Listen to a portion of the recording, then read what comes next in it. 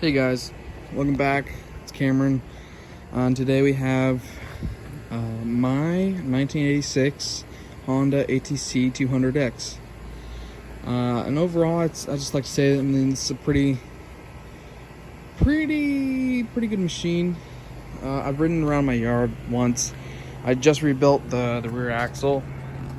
It came with all the parts. I just needed new bearings, and I ended up needing a new brake rotor hub, which is this part. But the jam nuts and all the retaining rings and everything were in pretty good shape. So after I cleaned off everything, I was able to put it all back on. One thing is that the rear carrier for the axle was a little broken, and I wanted to get a new one, but they didn't sell any on the internet. After a lot of looking and a couple of videos, I found one seller on the internet, and I think it's called MFG manufacturing or something like that, and it's like $300 just for the carrier. So I just tried to repair the old one, and it seems to work.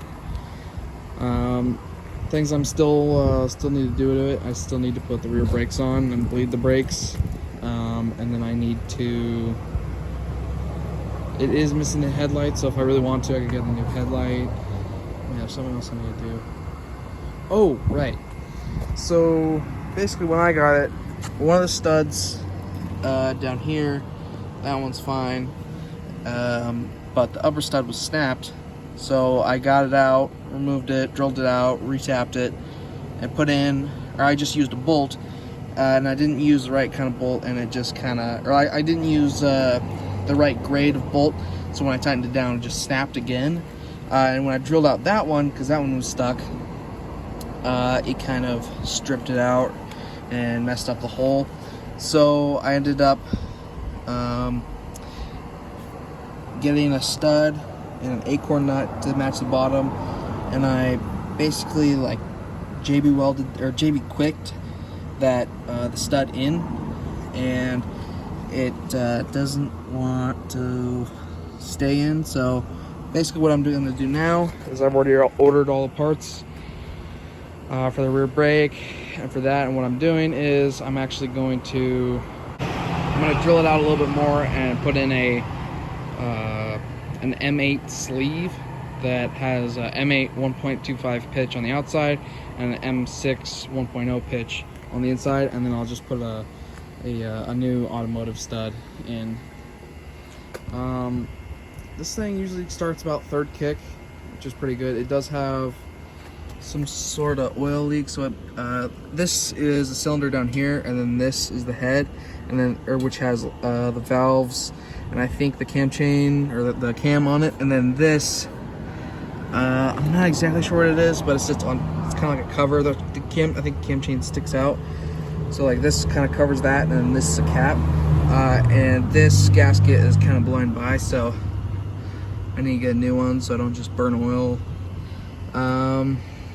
Everything works. The clutch feels good.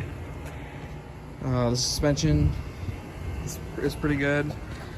They only made these machines for 2 years. They made it from 1986 and part of 1987 before they were deemed illegal to sell commercially. It's got the nice Pro-Link suspension. I have the original pipe, original header, but I ended up taking the muffler off, and when I did,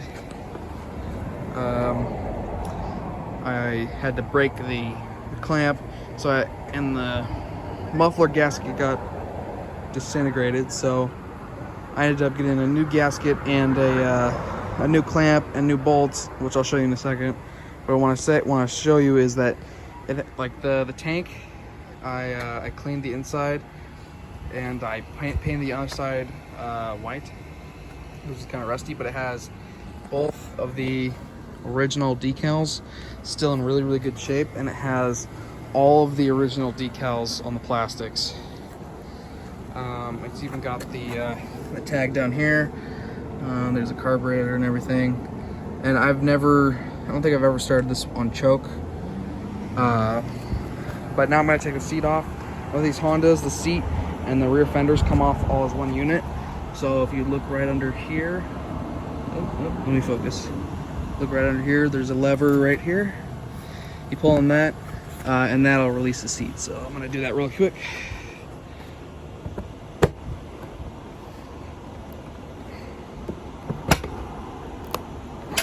There we go.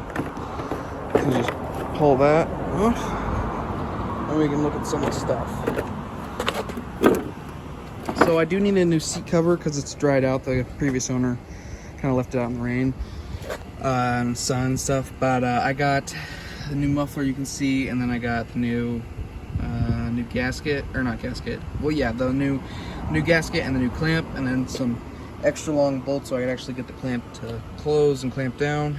It does have some rust on the frame.